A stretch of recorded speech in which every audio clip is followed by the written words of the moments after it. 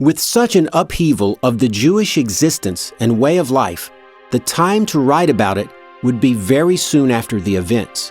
And the fact that the writing contains great detail and intimate knowledge of the events as well as Palestinian geography, we can be sure that the writing was by a Jew living during that time and not 100 years later, for example. The book of Daniel is assumed by many Christian scholars to have been written by an eyewitness of the events and written shortly thereafter. Well, it was a logical framework to start with, but the actual details in the book belie the fact that the author did not live during the 6th century BCE, at a time when the Jews were scattered about and taken into captivity under King Nebuchadrezzar of Babylon. For the author had a fuzzy and factually incorrect knowledge of the Babylonian kings during the time frame of captivity. For example, Belshazzar, whose real name was Belshazzar, is said to be Nebuchadrezzar's son and to have become king after his death. But in fact, Belshazzar was the son of Nabonidus, the last king of Babylon, and he never ruled as king, but he did rule as co-regent with his father in his father's extended absence. The time frame of Nabonidus' absence from the throne is probably what the author of Daniel is remembering as Nebuchadrezzar's 7 years of insanity. It's clear that the author of Daniel is writing hundreds of years later, and not during the actual events.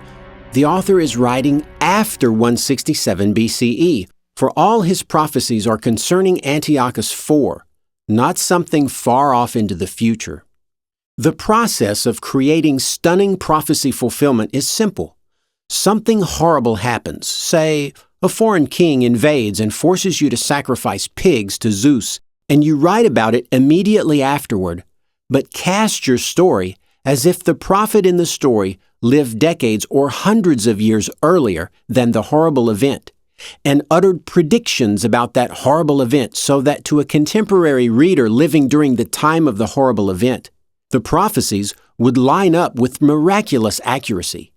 Magic trick revealed. But which explanation is more likely? That a Jew captured during the 586 BCE invasion of Babylon under Nebuchadrezzar had been a great man of God, just happened to confuse Nabonidus with Nebuchadrezzar, defied the great ruler to his face, avoided being eaten by hungry lions, and made great predictions about the future that came true hundreds of years later.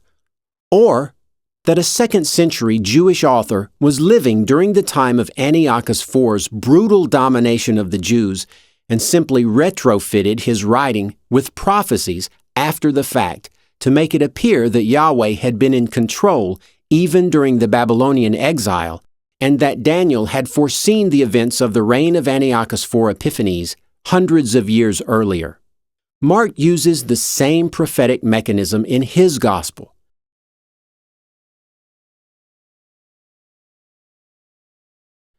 He also uses the same terminology found in 1 Maccabees and Daniel, and we must assume that it is deliberate, and we can be very sure of it because Titus razed Jerusalem and the temple, removing all of the Jewish treasures and parading them down the streets of Rome, as seen on this relief carving on the inside of the Arch of Titus, which is still erect to this day. Viagra, eat your heart out.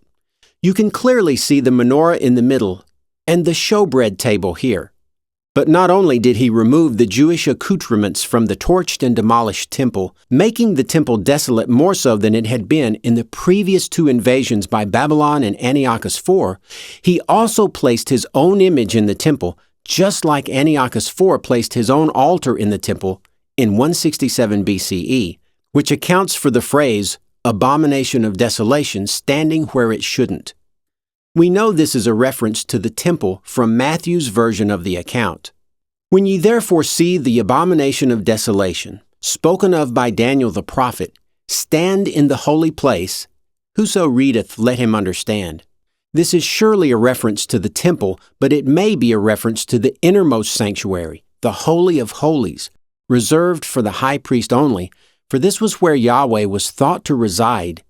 And for an invader to set up an image of himself in the innermost sanctuary of the temple would have been seen as the ultimate abomination.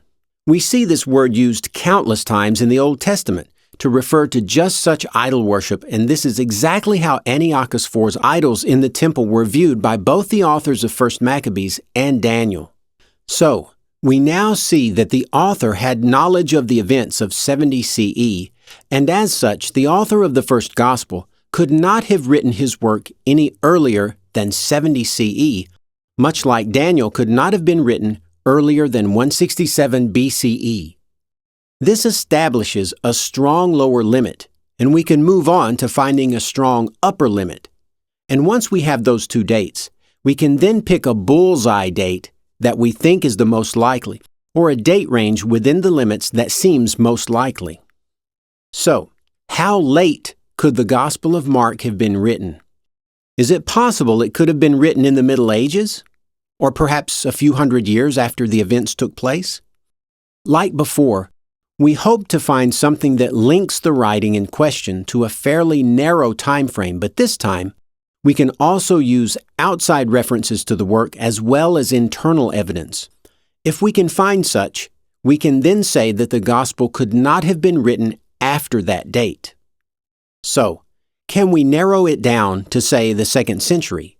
Yes, we can.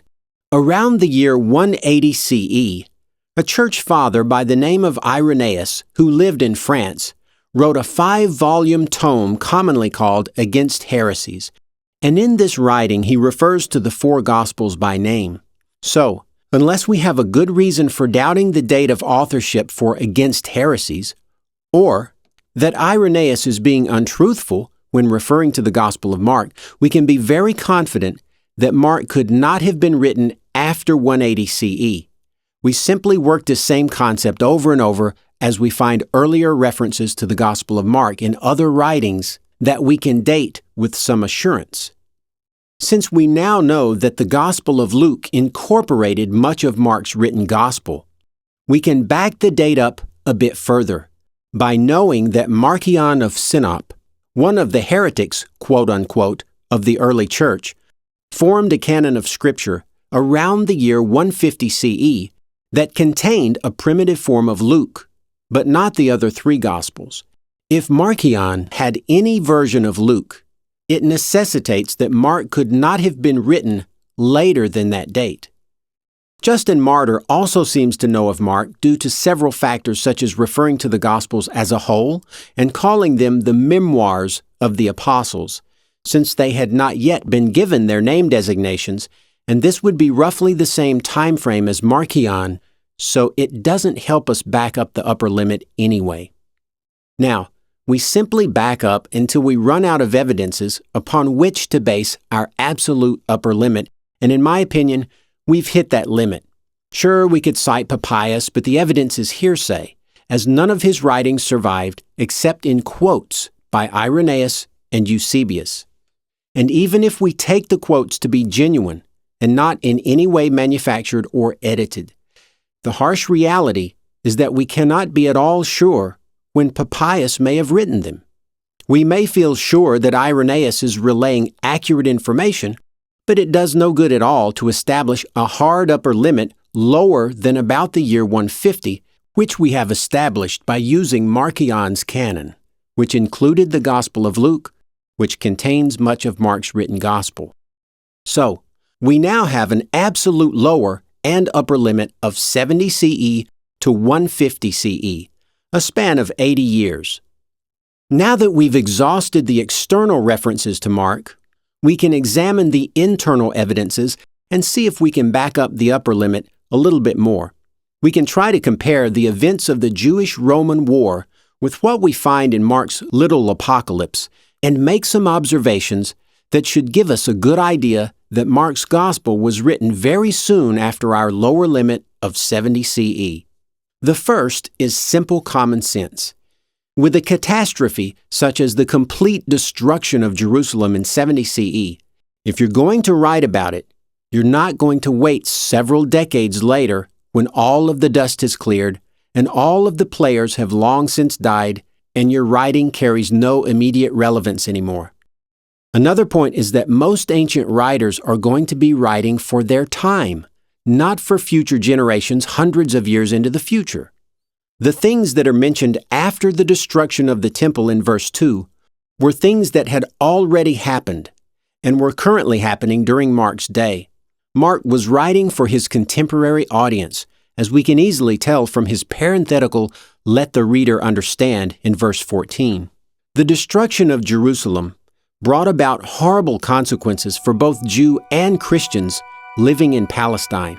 The fall of Jerusalem in 70 CE makes 9/11 look like a paper cut. It's estimated that about 1.1 million Jews died in the siege. Many died from starvation, and others from internal revolts between several factions that had formed. Josephus recounts that some even died from overeating once the starving people were captured and allowed to eat. Those who didn't eat themselves to death but weren't lucky enough to escape into the mountains and outlying regions were captured and sold into slavery. Many Jews were gutted and their bowels searched for gold because it was discovered that some had ingested gold in an attempt to sneak it out of the city. The inner conflict among the various factions which led to panic and lack of leadership took their toll. They still believed that God would intervene and save them. False messiahs cropped up, but Titus did not relent. These facts, which can be found in Josephus's War of the Jews, line up perfectly with Jesus' predictions in chapter 13, as well they should, if Mark is writing his account after the events took place. That Mark felt the goings-on from roughly 66 CE to the fall of the last Jewish stronghold at Masada in 73 CE were, in fact, the earthly tribulations mentioned in chapter 13. We could confidently pick a date of around 72 CE for the writing of Mark. Since all but the cosmic tribulations, such as the sun going dark, etc., match up with what actually happened during the Jewish-Roman War, there was no other tribulation to come except the darkening of the sun and moon, and then the majestic Jesus floating down to one side of the earth to take his special followers to a special place.